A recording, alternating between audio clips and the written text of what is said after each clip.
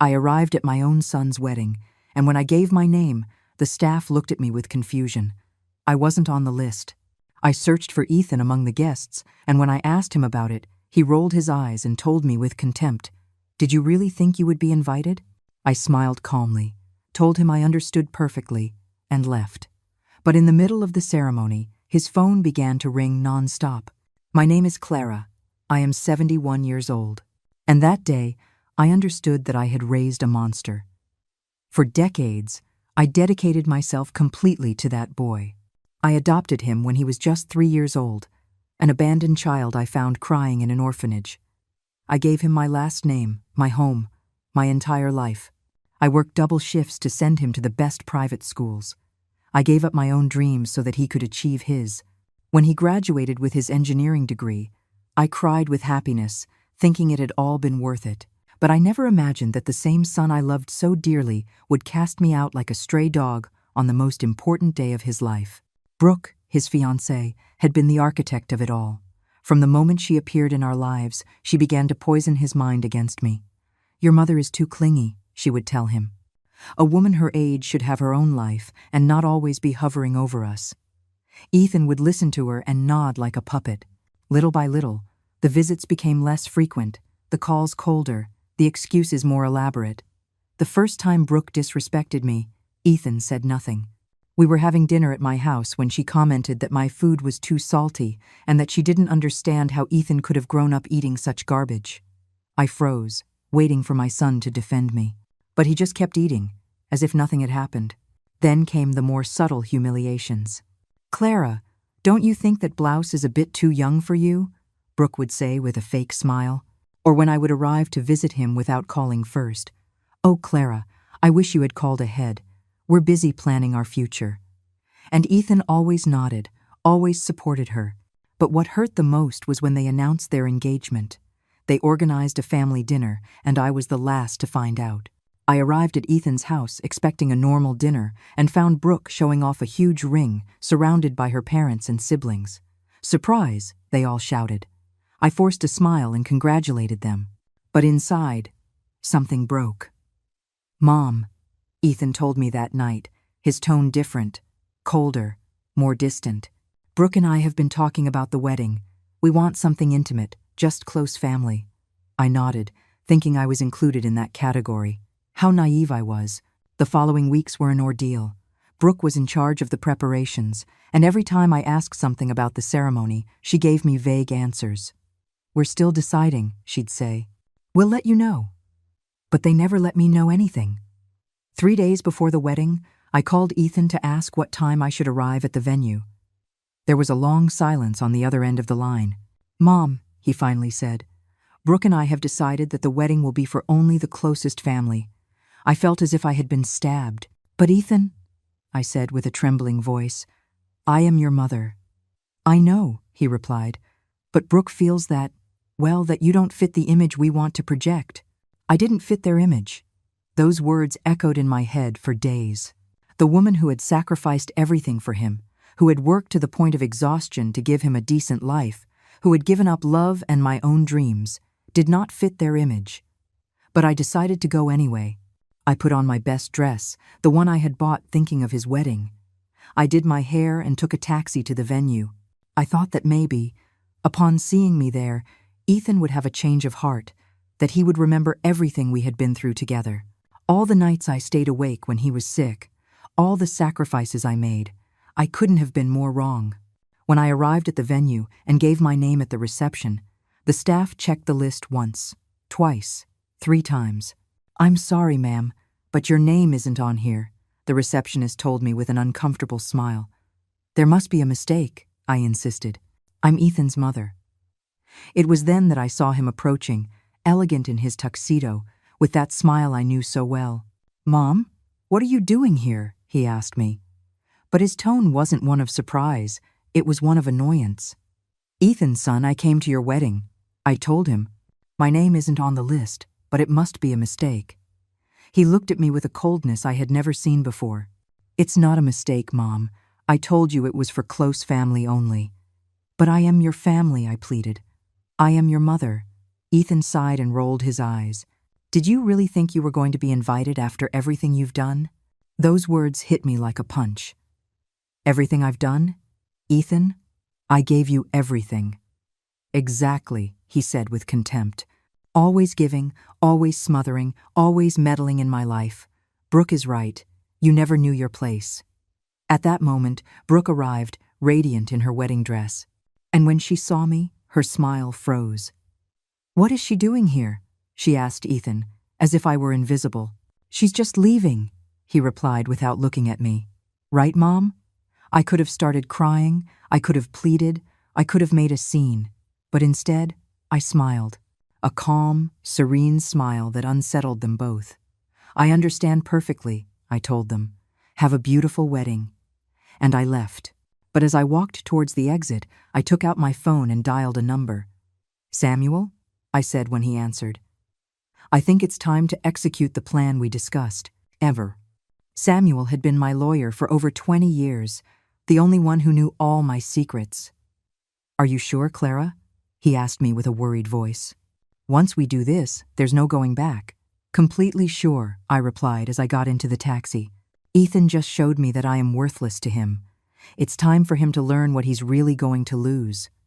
As the taxi drove away from the venue, my phone began to vibrate with messages. But they weren't from Ethan asking where I was or apologizing for what had happened. They were from Brooke, furious that I had shown up at her wedding. How dare you show up without an invitation? You have no dignity, one of her messages read. Ethan is upset with you. I hope you're happy for ruining our special day. Ruining their special day. That woman truly believed that my 5-minute presence had ruined anything. She had no idea what it really meant to ruin something. But she was about to learn very soon. I arrived home, and for the first time in months, I felt strangely calm. For years, I had been walking on eggshells, trying not to bother Ethan, not to inconvenience Brooke, to be the perfect mother-in-law who doesn't meddle but is always there when needed. But that night, as I took off the dress I had bought for a wedding I wasn't invited to, I made the most important decision of my life. I was retiring. Not from work, I was retiring from being a mother. Ethan never knew the truth about my financial situation. When I adopted him, I was a young woman working as a secretary and living in a small apartment. He grew up seeing my sacrifices, my part-time jobs, my constant struggle to make ends meet. What I never told him was that during all those years, my father, who had moved to Europe in the 50s, had been wisely investing the money he earned from his import-export business. When my father died 10 years ago, he left me a considerable inheritance. Properties in Geneva, stocks in prosperous companies, bank accounts that Ethan could never have imagined existed. But I decided to keep living as I always had. Working, saving, keeping the same modest house. I wanted Ethan to value me for who I was, not for what I had. What a huge mistake I had made. That very night, while Ethan and Brooke were celebrating their wedding, I was on my computer, transferring money, making calls, setting in motion a plan I had been considering for months.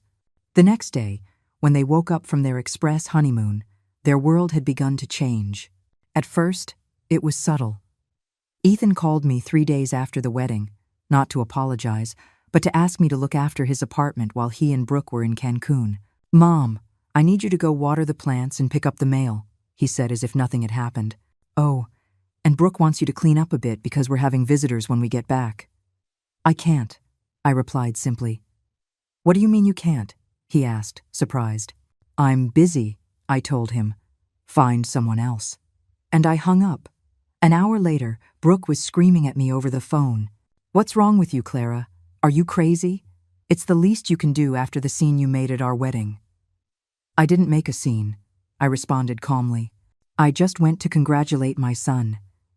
Your son doesn't want you there, she yelled. Get it through your head, you are a burden to him. A burden. After everything I had done, after all the sacrifices, I was a burden. You're right, Brooke, I told her. I am a burden. That's why I've decided to free him from that burden forever. What do you mean by that? She asked, her voice changing tone. I mean I'm retiring. Ethan no longer has a mother. I hung up the phone and turned it off. It was time to start my new life. The next day, I hired a moving company and packed my most important things. The rest I donated to charity. I sold my modest house in the neighborhood where I had raised Ethan and moved into a 5-star hotel in the city center. Not because I couldn't buy another house, but because I wanted time to decide exactly what I was going to do with the rest of my life. Samuel visited me at the hotel that first week. "Clara, are you sure you want to do this?" he asked as he reviewed the papers I had given him. "I've been sure since the moment Ethan looked at me with contempt at the door of that venue," I replied. "That boy thinks I'm a poor, pathetic old woman who depends on him. It's time for him to know the truth." The papers Samuel held in his hands were property transfer documents, bank statements, and something Ethan had never seen: the deed to the house he lived in. The house he thought he had bought with his mortgage was actually purchased by me. I had paid the down payment. I had co-signed the loan. I had been silently paying the mortgage for years so he could maintain his standard of living. But that wasn't all. The company where Ethan worked as an engineer also had a secret. The owner, Mr. Harrison, was a business partner of my father's from Europe. When Ethan graduated, I had spoken to Mr. Harrison to give my son a chance. Not only did he get him the job, but for years he had been receiving reports on his performance. Ethan was a mediocre employee who had kept his job more because of my influence than his talent. Brooke also had no idea who she had really married. Her brand new husband, the successful engineer she bragged so much about, was actually the adopted son of a woman who could buy and sell his entire family without blinking. While they were enjoying their honeymoon, spending the wedding gift money from Brooke's family, I was at the hotel spa, relaxing for the first time in decades. It had been years since I had allowed myself this kind of luxury. I had always been so busy working for Ethan, worrying about Ethan, living for Ethan, that I had forgotten to live for myself. It was during a relaxing massage that I made my next decision. Not only was I going to retire from being a mother, but I was also going to make sure that Ethan and Brooke understood exactly what they had lost. When Ethan and Brooke returned from their honeymoon, the problems began. First, it was the utility company that cut off their electricity because they hadn't paid the bill. Ethan called me, furious. "Mom, why didn't you pay the electricity bill for my house?" "Because it's not my house," I replied calmly. "And because I am no longer your mom." "What are you talking about?" "Of course, you're my mom." "No," I said. "Mothers are invited to their sons' weddings. I was not invited, therefore I am not your mother." Ethan was silent for a moment. "Mom, don't be ridiculous. It was just a wedding." "Exactly," I replied. "Just a wedding, the most important wedding of your life, and you decided I had no place in it. Now you live with the consequences of that decision." "But you've always paid my utilities," he shouted. "It's your obligation." "My obligation?" I repeated, feeling the anger rise in my chest. "Ethan, for 28 years I fulfilled obligations that were not mine. That's over." I hung up and dialed Mr. Harrison's number. "Good morning, Mr. Harrison," I said. "It's Clara. I think it's time we talked about Ethan." "Ah, Clara," Mr. Harrison sighed. "I figured you'd be calling soon. I heard about what happened at the wedding. That boy has no idea what you've done for him all these years." "That's exactly why I'm calling," I said. "I want you to see who Ethan really is as an employee, without my influence." Mr. Harrison was quiet for a moment. "Clara, if I withdraw my protection, Ethan is going to have serious problems in the company. His work is mediocre, he's constantly late, and several clients have complained about his attitude." "Then handle the situation as it should be handled," I replied. "I will no longer intercede for him." Meanwhile, Brooke had begun to notice other changes. The credit card she used for her shopping sprees for clothes and beauty products had been canceled. It was a card I had taken out years ago and had been paying silently so that Ethan could keep his girlfriend and later wife happy. When Brooke tried to use it at her favorite boutique, the saleswoman told her the card had been reported as canceled for non-payment. "Ethan," Brooke screamed that night, "your mother canceled my credit card. Call her right now and tell her to reactivate it." Ethan called me in a rage. "Mom, how can you be so petty? Brooke needs that card." "Brooke can get her own card," I replied, "or you can get one for her with your credit." "Oh, wait, you don't have any credit, because you've never paid for anything yourself. You're a bitter old woman," he yelled at me. "That's why nobody loves you." His words hurt, but this time I didn't stay silent. "Ethan," I said in a firm voice, "for 28 years I swallowed my pride so you could have everything you wanted. I humbled myself, worked to exhaustion, and gave up my own happiness. And when the most important moment of your life came, you treated me like trash. Now you're going to learn what it means to stand on your own 2 feet." I hung up and turned off my phone. It was time for the next step. The next day, I visited Ethan at his work. I arrived in a luxury car service, dressed in an elegant suit I had bought that morning. When I entered the office, everyone stared at me. Ethan came out of his cubicle with a surprised look on his face. "Mom, what are you doing here?" "I came to talk to you," I said. "Can we speak in private?" We went to the conference room, and I closed the door. "Ethan," I said, "I want you to know something. For all these years, Mr. Harrison has been very patient with you because he respects me. But that patience has run out." "What are you talking about?" he asked nervously. "I'm talking about the fact that Mr. Harrison knows you're late, that your work is mediocre, that several clients have complained about you. The only thing that has kept you in this job has been my influence." Ethan turned pale. "That's not true." "Isn't it?" I took out my phone and dialed Mr. Harrison's number. "Mr. Harrison, could you please come to the conference room? My son has some questions about his job performance." 5 minutes later, Mr. Harrison entered the room with a folder in his hands. "Good morning, Ethan," he said in a serious voice. "Your mother asked me to show you this." He opened the folder and took out several documents. "These are the reports from your supervisors for the last 3 years. It says here you've been late 43 times. You've submitted projects with significant errors, and 3 major clients specifically requested that you not work on their accounts again." Ethan looked at the papers, unable to believe what he was seeing. But they never said anything to me." "Because your mother asked me to be patient with you, Mr. Harrison continued. "She has been quietly paying for your mistakes, apologizing to clients, even financially compensating the company for the losses you've caused." "That's a lie," Ethan whispered. "It's not a lie," I told him. "For years, I've been cleaning up your messes because I thought one day you would become the man I wanted you to be. But I was wrong. You are already the man you were going to be, one who treats his mother like trash." Mr. Harrison closed the folder. "Ethan, as a personal favor to your mother, I'm going to give you 2 weeks to find another job. After that, your employment here is terminated." He stood up and left, leaving us alone. Ethan looked at me with pleading eyes. "Mom, please. You can't do this. Brooke is going to kill me if I lose my job." "You should have thought of that before you kicked me out of your wedding," I replied. "Now you're going to learn what it means to lose what you value most." I stood up to leave, but Ethan grabbed my arm. "Wait, you can't do this. I'm your son." "No," I said, pulling my arm away. "My son would have defended his mother when his wife insulted her. My son would have invited me to his wedding. My son would have treated me with respect." "You are not my son, Ethan. You are a stranger living in a house I paid for, with a job I got for him, married to a woman who despises him as much as he despises me." I walked out of the office, and for the first time in years, I felt completely free. That night, Ethan arrived home completely shattered. Brooke was waiting for him with a glass of wine in her hand, ready to hear about his day. But when she saw his face, she knew something was wrong. "What's wrong with you?" she asked. "You look like you've seen a ghost." "Worse," Ethan replied, slumping onto the couch. "I saw my mother turn into my worst nightmare." He told her everything that had happened at the office. The performance reports, the threat of being fired, the revelation that Clara had been paying for his mistakes for years. Brooke listened with growing horror. "Are you telling me your mother has been controlling your job this whole time?" "It wasn't control," Ethan mumbled.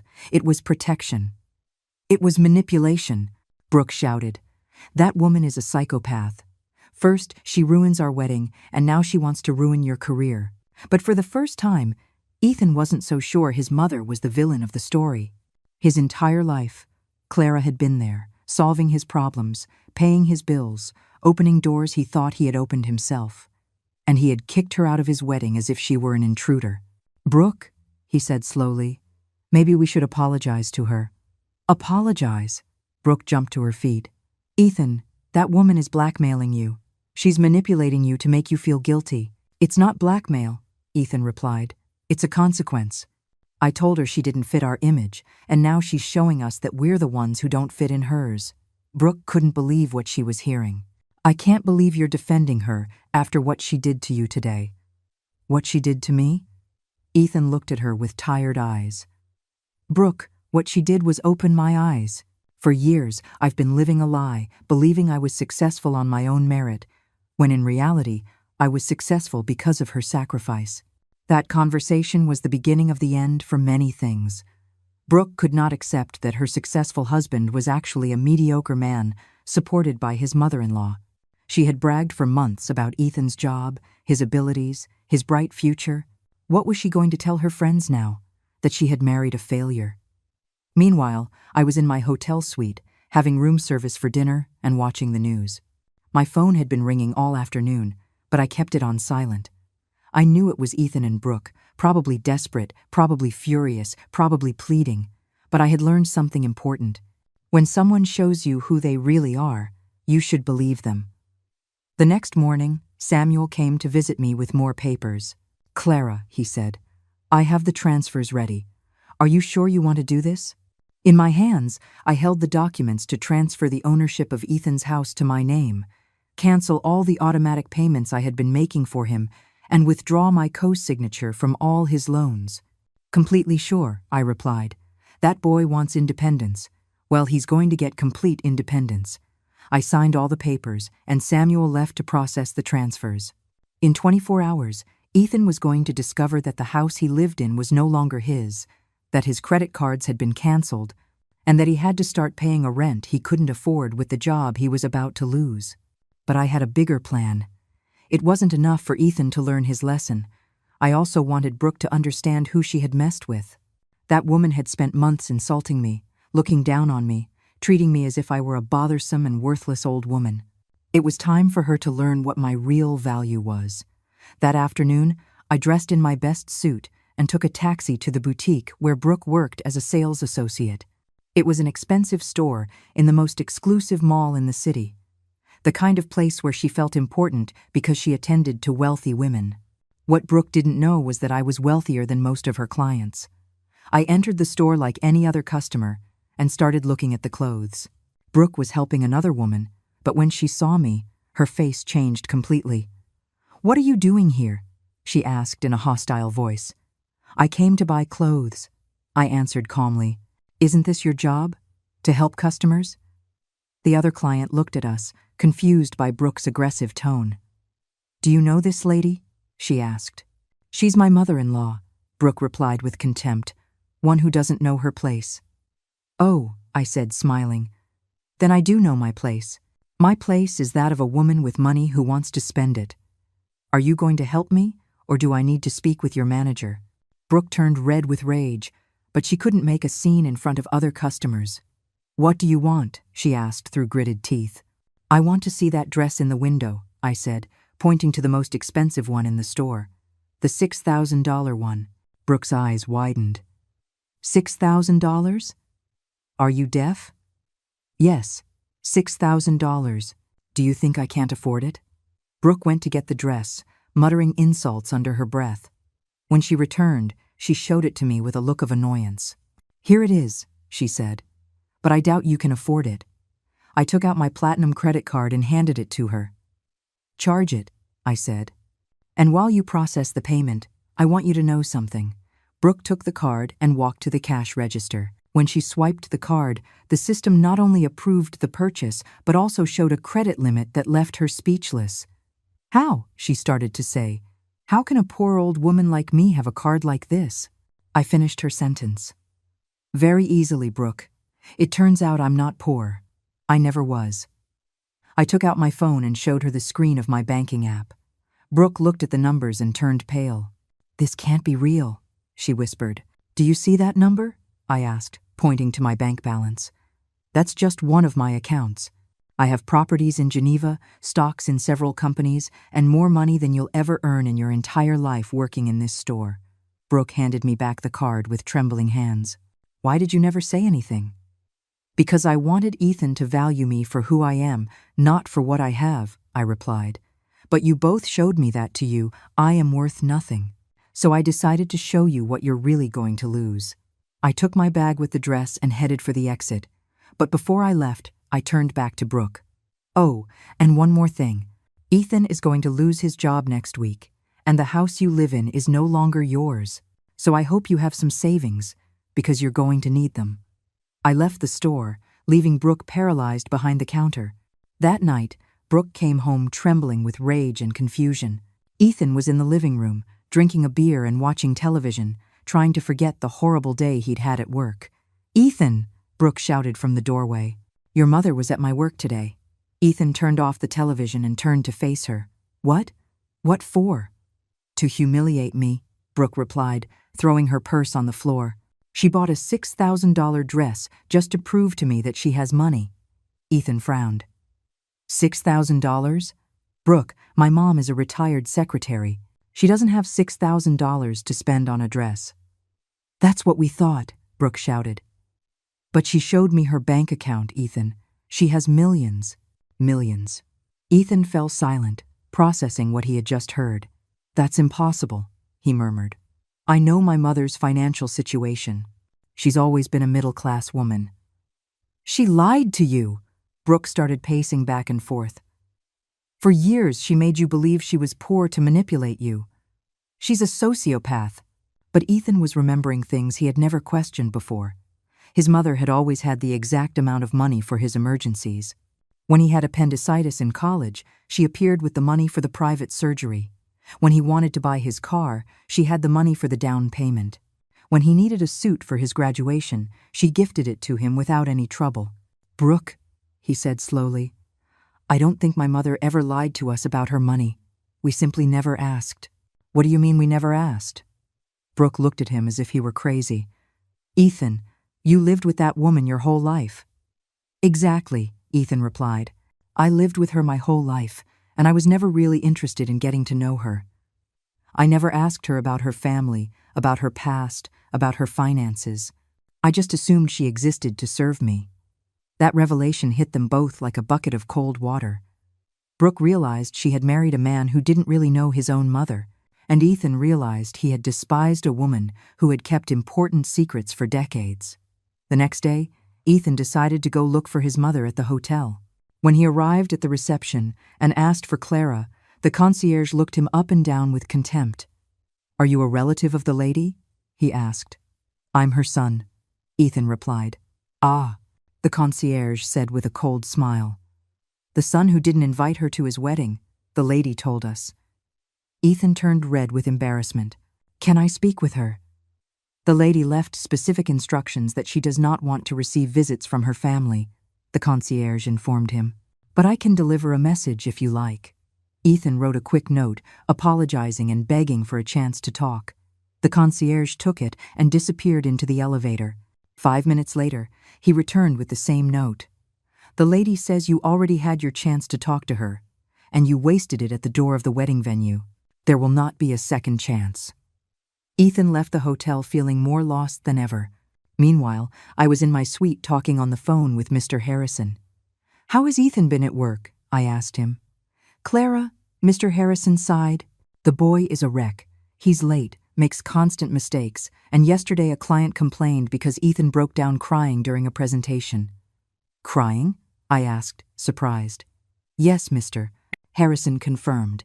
They asked him something about the project costs, and he started crying, saying he didn't know anything anymore, that his whole life had been a lie." For a moment, I felt a small pang in my chest. Despite everything, Ethan was still the boy I had raised, the one who cried when he got hurt and came running into my arms. But then I remembered his face of contempt when he kicked me out of his wedding, and the pain turned into determination. "Mr. Harrison," I said, "stick to your decision. Ethan needs to learn that actions have consequences." That same week, Ethan and Brooke received the legal notice about the house. A lawyer arrived at their door with papers proving that the property had been fully transferred to my name and that they had 30 days to vacate or start paying a monthly rent of $3,000. Brooke read the documents and became hysterical. "This is impossible. The house is ours. We have the deed." "Apparently not," Ethan told her in a dull voice. Apparently, my mother has been paying for this house for years, and I never knew. Brooke started screaming at him that he was useless. How could he not know his own mother owned his house? That she had married a failure. Her screams became so intense that the neighbors called the police for a domestic disturbance. When the officers arrived, they found Brooke breaking plates and furniture while Ethan was huddled in a corner crying. "Ma'am," one of the police officers said to Brooke, "you need to calm down, or we're going to have to arrest you for disturbing the peace." "You can't arrest me," Brooke screamed. "This is my house." According to these documents, the officer said, reviewing the legal papers, "This house belongs to a lady named Clara. Are you Clara? She's my mother-in-law." "Then this is not your house," the officer concluded. "I suggest you resolve this matter in a civilized way, or we will be forced to intervene." After the police left, Ethan and Brooke sat among the broken plates and overturned furniture. "What are we going to do?" Brooke whispered. "I don't know," Ethan replied. "I don't have a job, I don't have a house, I don't have any savings because I always thought my mother would be there to bail me out." "I hate that woman," Brooke screamed. "I hate her. She ruined our lives." "No," Ethan said in a broken voice. "We ruined our lives when we decided she didn't deserve our respect." It was the first time Ethan had admitted they were wrong, but Brooke wasn't ready to accept responsibility. In her mind, I was the villain who had destroyed her perfect marriage. What she didn't know was that her marriage had never been perfect. It had been an illusion built on my silent sacrifices. That night, Brooke made a decision that would change everything. If she couldn't get Ethan to win back his mother, then she would make his mother pay publicly for what she had done to them. She opened her social media account and began to write a post that would go viral for all the wrong reasons. Brooke wrote a post full of lies and manipulation.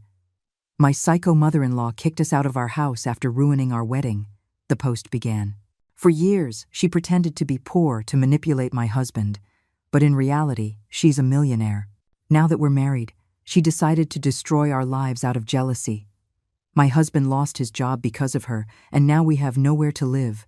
This sick woman can't accept that her son doesn't need her anymore." The post was accompanied by photos of Brooke crying and of their trashed house after the tantrum she had thrown. Within hours, the post had thousands of shares and comments. People were outraged by the evil mother-in-law who had abandoned her son after his wedding. Brooke had presented herself as the perfect victim, a beautiful young bride destroyed by a jealous and vengeful older woman. The comments were filled with insults towards me and words of support for Brooke. "What a horrible mother-in-law," one person wrote. "She should be ashamed for treating her own son like that," another commented. Brooke read every comment with satisfaction, feeling vindicated by the support of strangers on the internet. She had gotten exactly what she wanted, to make me the public villain of her story. But Brooke made a fatal mistake. In her thirst for revenge, she had tagged my full name in the post, thinking I would be ashamed to see all the insults directed at me. What she didn't know was that by tagging my name, she had caused several people who actually knew me to see the post. The first to contact me was an old colleague. "Clara," she wrote in a private message, "have you seen what your daughter-in-law is saying on social media? She's completely lying about you." I opened social media for the first time in weeks and read Brooke's post. Every word was a distortion of reality. Every accusation was an inversion of the facts. I sat in my hotel suite, reading the hundreds of comments from people insulting me without knowing the truth. Toxic mother-in-law, bitter woman, psychopath, abusive. Each word was like a slap, but curiously, they didn't hurt as much as I thought they would. After everything I had been through with Ethan and Brooke, the insults of strangers seemed insignificant. But what did bother me was that Brooke had gotten exactly what she wanted, to turn me into the monster of her story. She had taken my pain, my disappointment, my decision to protect myself, and had transformed it into a narrative where she was the innocent victim and I was the cruel villain. It was then that I decided it was time to tell my own side of the story. That night, I opened my own social media account and started writing. Not a post full of rage or revenge, but a calm and honest account of what had really happened. "My name is Clara, and I am the psycho mother-in-law you've been talking about," I began. "I want to tell you the truth about what really happened.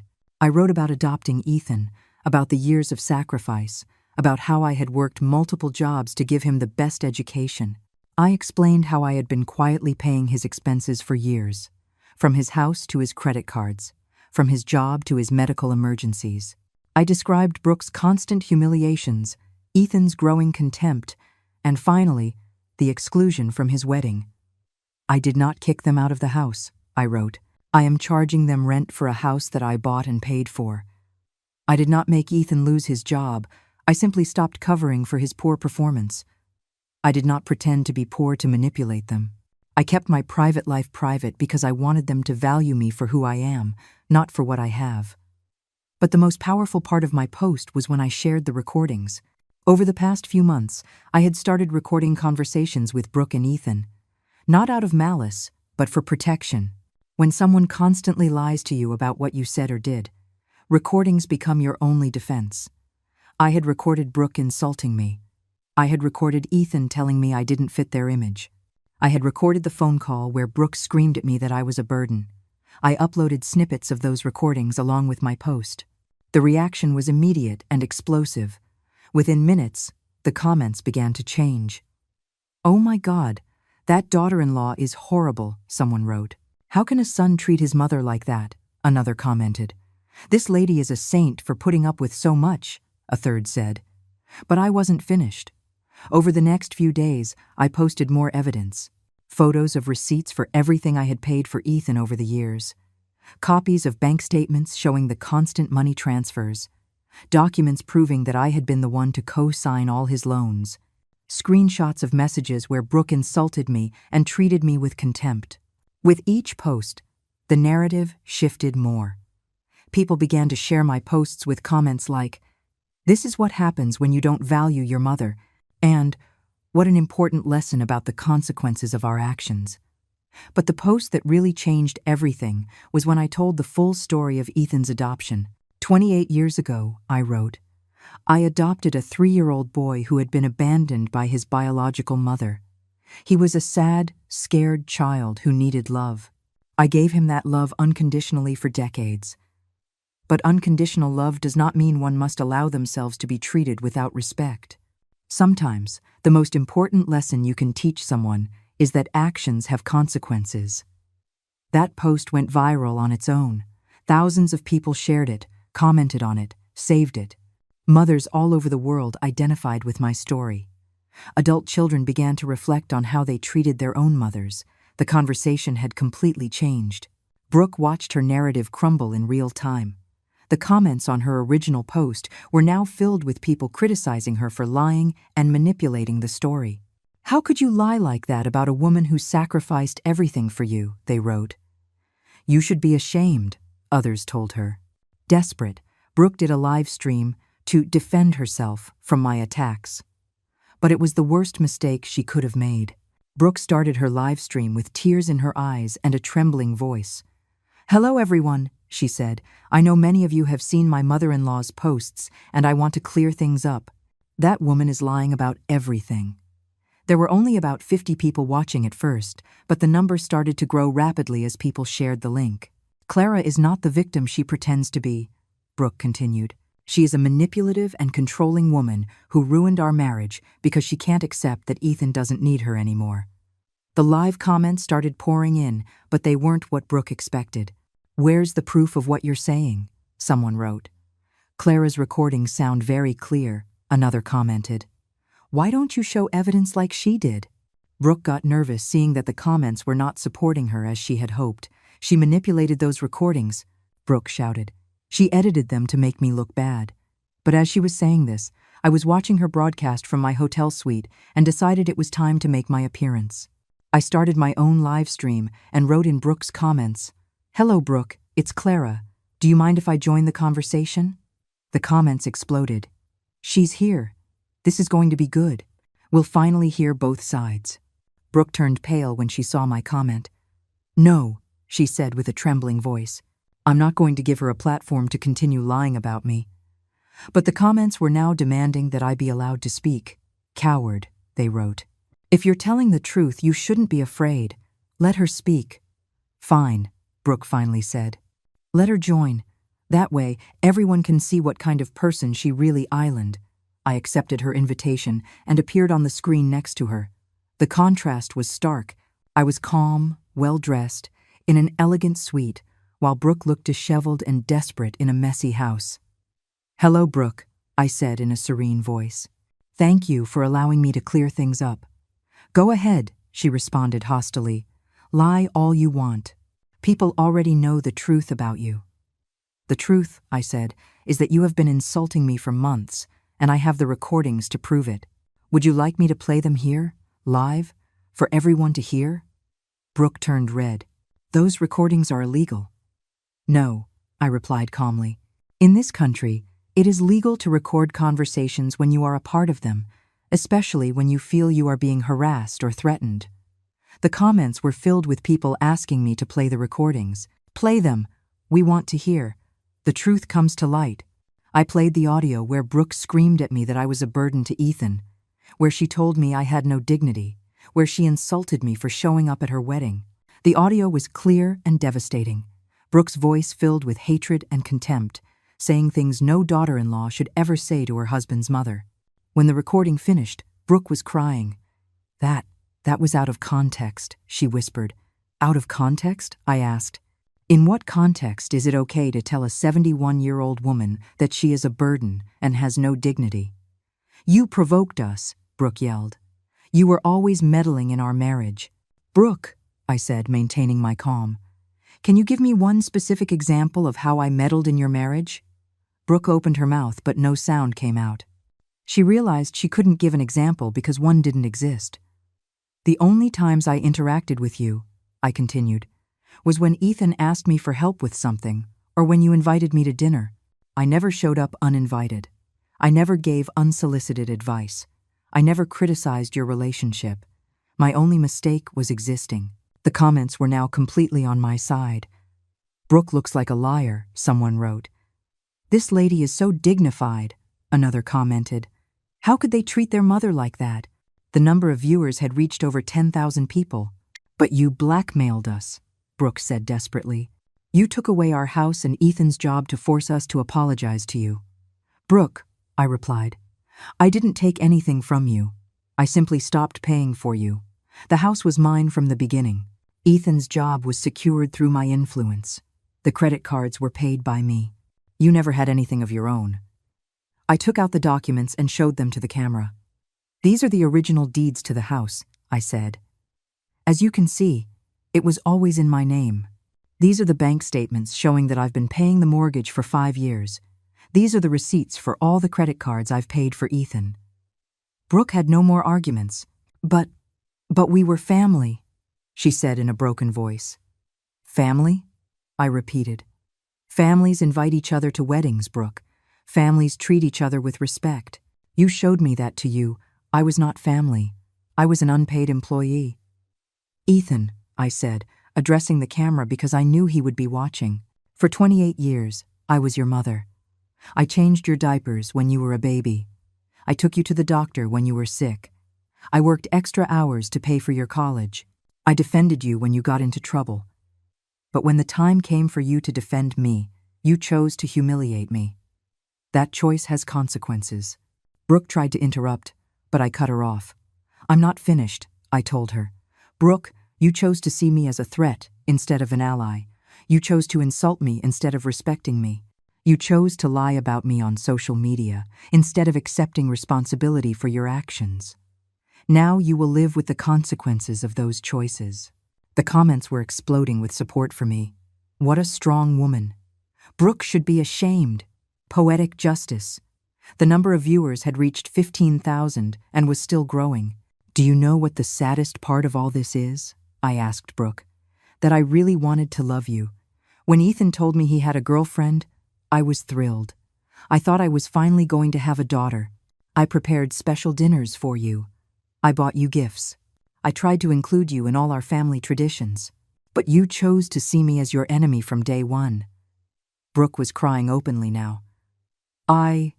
I didn't know." "Of course you knew," I replied. "You knew exactly what you were doing, and now everyone else knows too." I ended the broadcast, leaving Brooke crying alone on the screen. Within minutes, clips of our conversation were circulating all over social media. I had publicly destroyed her, not with lies or manipulation, but simply by telling the truth. The live stream went viral within hours.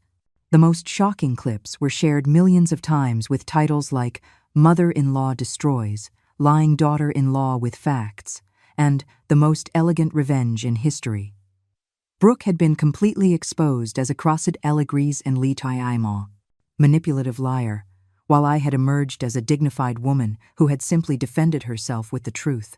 The consequences for Brooke and Ethan were immediate and devastating. The boutique where Brooke worked fired her the next day. "We can't have employees who generate this kind of controversy," her manager explained. "Our clientele are elegant ladies who now see you as a contentious person." Brooke tried to explain that it had all been a misunderstanding, but it was too late. The video of her insulting me had been seen by millions of people, including the wealthy clients of the store. Ethan, for his part, arrived at work to find a termination letter on his desk. Mr. Harrison had given him a 2-week grace period, but after the public exposure, he couldn't keep him on even out of respect for me. "Ethan, Mr. Harrison told him when they met in his office. "After what happened last night, several clients have called to say they don't want to work with someone who treats his mother that way. I'm sorry, but your employment here ends today." But social media wasn't done with them. Users began to investigate more about their lives, discovering inconsistencies in the stories Brooke had told. Someone found old posts where Brooke bragged about the expensive gifts Ethan gave her, gifts they now knew I had paid for. Others discovered that the couple had been living a lifestyle far beyond their actual means. The hashtag #Team Clara started trending worldwide. Women of all ages shared their own stories about ungrateful children or problematic daughters-in-law, mothers who had been excluded from weddings, mothers-in-law who had been treated with contempt, women who had sacrificed everything for their families only to be abandoned when they were no longer useful. My story had struck a very sensitive chord with millions of people. Meanwhile, I was in my hotel suite, watching everything unfold with a mixture of satisfaction and sadness. I had gotten justice, I had cleared my name, I had made my point, but I had also lost my son forever. The relationship between Ethan and me was broken in a way that could probably never be repaired. Samuel came to visit me that afternoon with more legal papers. "Clara," he said, "Ethan and Brooke have been trying to contact me. They want to negotiate." "Negotiate what?" I asked. "They want you to give them back the house and drop the legal claims you have against them for defamation. In return, they promise to apologize publicly and stay out of your life forever." I laughed bitterly. "They want to negotiate now? After calling me a psychopath and a liar in front of millions of people?" "They're desperate," Samuel explained. "They have no job, no house, no money. Brooke is receiving death threats on social media, and Ethan is having panic attacks." "Panic attacks?" I asked, feeling a pang of concern despite everything. "Yes," Samuel confirmed. "Apparently, he can't leave the house without people recognizing him and confronting him about how he treated you. Yesterday, an elderly lady slapped him in the supermarket, shouting that he was a disgrace as a son. For a moment, I felt something akin to compassion. After all, Ethan was still the boy I had raised, the one I had comforted during nightmares, and celebrated his first steps.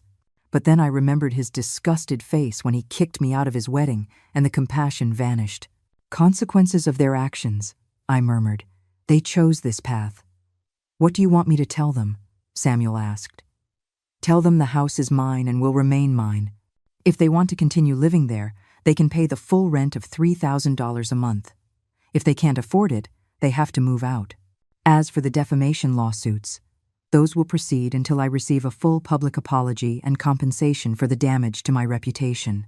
Samuel left, and I was alone with my thoughts. The truth was, I no longer needed the rent money or the legal compensation. I had more money than I could spend in several lifetimes. But I needed Ethan and Brooke to understand that actions have a price, that you can't treat people like trash and expect no consequences. That night, Ethan finally managed to get through to me. He had gotten my hotel number and had called repeatedly until I agreed to answer. "Mom," he said in a broken voice, "please, we have to talk." "We already talked," I replied, "at the door of the wedding venue. You told me I didn't fit your image. Mom, please, I was confused. Brooke had filled my head with crazy ideas. Ethan, I interrupted him. Brooke didn't put a gun to your head to make you kick me out of your wedding. That decision was yours. Brooke didn't force you to treat me with contempt for months. Those were your decisions. But I didn't know you had money, he said desperately. If I had known, I would never have treated you like that. Those words were like a stab to the heart. Do you hear what you're saying, Ethan? You're telling me you would have treated me better if you had known I had money. What about treating me well because I'm your mother? What about respecting me because I sacrificed my life for you? Ethan fell silent, finally understanding the magnitude of what he had revealed. I didn't mean that. Yes, you did, I replied. And that is exactly why our relationship is over. Because for you, my value as a person was determined by what I could do for you, not by who I am. What do I have to do for you to forgive me? He asked, crying. Nothing, I answered sadly. There is nothing you can do, Ethan, because forgiveness is given to people who make mistakes, not to those who reveal their true character. You showed me who you really are when you thought you were safe to despise me. Now you have to live with being that person. I hung up the phone and, for the first time since this whole situation began, I cried, not for the loss of money, or the house, or status, but for the loss of the son I thought I had raised, who had never really existed. 6 months later, my life had completely changed. I had moved into a beautiful apartment in Geneva, near the properties I had inherited from my father. Europe welcomed me with open arms, a continent where no one knew my viral story, where I could walk the streets without being recognized, where I could start over at 71. Samuel managed my legal affairs from the States. Ethan and Brooke had finally lost the house, unable to pay the $3,000 rent. They had moved into a small apartment in a modest neighborhood, a far cry from the life of fake luxury they had been living.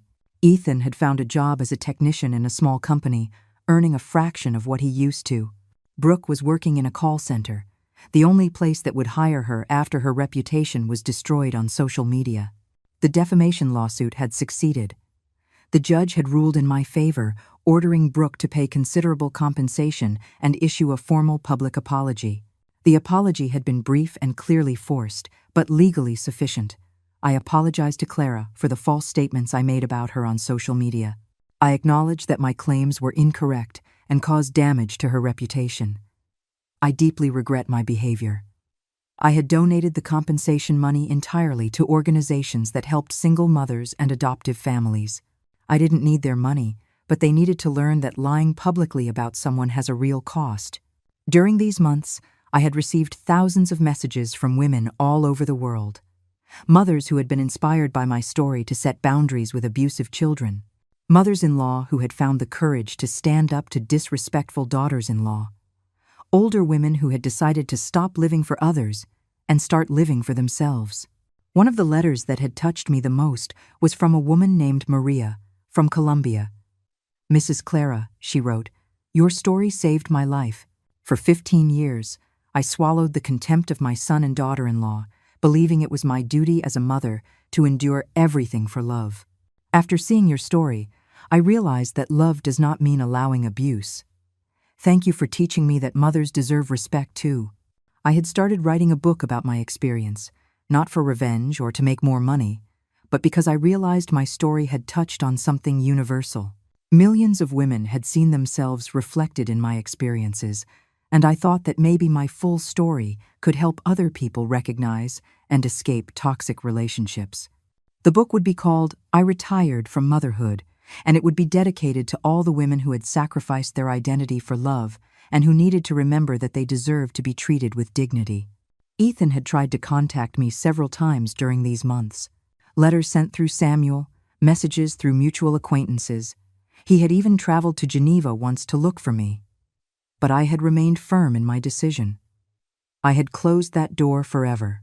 The last letter I received from him had been particularly painful. Mom, he wrote, I know I don't deserve your forgiveness, but I want you to know that I realize everything I did wrong. Brooke and I divorced. She could never get over the public humiliation and ended up blaming me for everything. Now I'm alone, and I understand what I lost. I didn't just lose a mother. I lost the only person who truly loved me unconditionally. I know it's too late, but I wanted you to know that I regret every cruel word, every moment of contempt, for kicking you out of my wedding. I'm not asking you to forgive me, just for you to know that I understand you were the best mother anyone could have, and I was too stupid to value you. I read that letter several times, feeling a mixture of sadness and relief. Sadness, because it was clear that Ethan had finally understood the magnitude of what he had lost. But also relief, because his understanding validated my decisions. I hadn't been cruel or vengeful. I had simply defended my dignity and established appropriate consequences for abuse. In my new life in Geneva, I had found a peace I hadn't felt in decades. I had time to read, to travel, to make new friends with people who valued me for who I was. I had started taking painting classes, something I had always wanted to do but never had time for because I was too busy living for Ethan. I had also started volunteering with an organization that helped older women who had been abandoned by their families. My story gave them hope, showed them that it was possible to rebuild a life after family rejection, that self-worth was more valuable than maintaining toxic relationships. One afternoon, while strolling through a park, I reflected on the entire journey I had taken, from adopting a 3-year-old boy to the decision to retire from motherhood at 71. It had been a long and painful journey, but also a liberating one. I did not regret adopting Ethan. I had given him love, education, opportunities he wouldn't have had otherwise. I did not regret the sacrifices I had made during his childhood and adolescence, because those were acts of genuine love for a child who needed them. But I also did not regret walking away when he became an adult who treated me with contempt. I had learned a fundamental lesson. Unconditional love does not mean accepting unconditional abuse.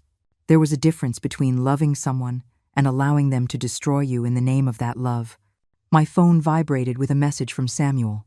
"Clara," he wrote, "Ethan contacted me again. He says he's in therapy and that he understands everything he did wrong. He's asking if there's any chance of reconciliation." I read the message and smiled sadly. I replied, "Tell him I'm glad to know he's working on himself, but some doors, once closed, do not reopen.